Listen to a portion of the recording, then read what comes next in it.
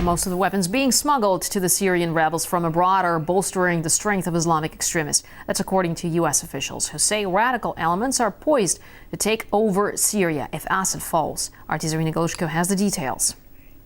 The U.S. has admitted that the aid which they have been sending towards the Syrian rebels actually does not end up in the hands of the groups which they were hoping it would end up in. And quite on the contrary, the United States officials are now saying that, in fact, the money that they keep sending over, which then goes towards the purchasing of arms, which end up in the hands of the Islamist extremist groups. The arms are being purchased by Qatar and Saudi Arabia, which have a tendency to prefer the radical movements, such as the Salafis, who then end up with these top-notch, extremely expensive weapons, which they then use against the troops of President Bashar al-Assad.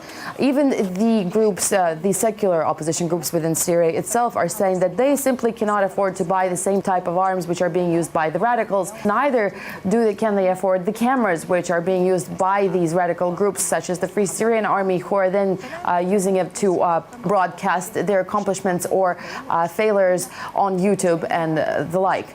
Of course, the United States administration at this point is concerned that the arms are ending up in the hands of the extremist groups, because they fear that may mean in the future that these groups will turn into insurgencies, which then will retaliate against the United States.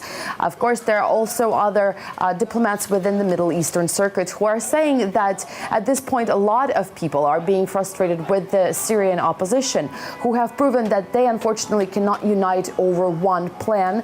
According to this unnamed diplomat, who is being cited by various media sources, they have come to the conclusion that the Syrian opposition is essentially a large conglomeration of smaller groups who spend their time bickering and cannot come to any one agreement. And it's this very fact that there is no agreement or there is no clear-cut plan, which is also worrying to the United States. Now, the U.S. officials are saying that because there is no plan as to what's going to happen in the future, they fear that if President Bashar al-Assad is ousted, that will mean that in the turmoil which follows, there will be a civil war in which the radical Islamist groups will be much better armed and will be a lot better financed than the secular groups. And that will just mean the play out of the Libyan scenario all over again.